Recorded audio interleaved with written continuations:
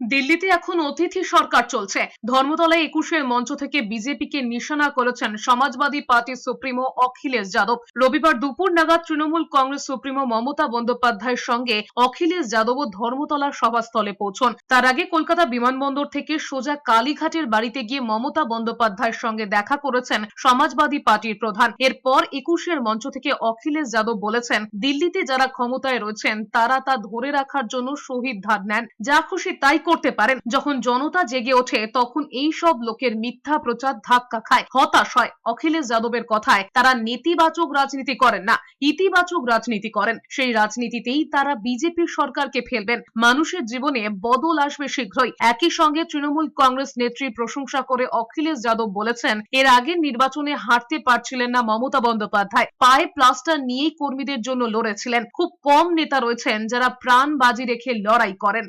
बंगाल ने आप लोगों ने मिलकर के यहां मुकाबला किया, बीजेपी को हटा दिया, पीछे छोड़ दिया। यूपी भी आपके साथ रह करके पीछे छोड़ दिया।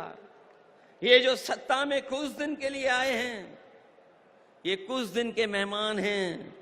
मैंने लोकसभा में भी कहा और आज भी कहता हूं, जो दिल्ली में सरकार में बैठे लोग हैं वो सरकार चलने वाली नहीं है, वो सरकार गिरने वाली है।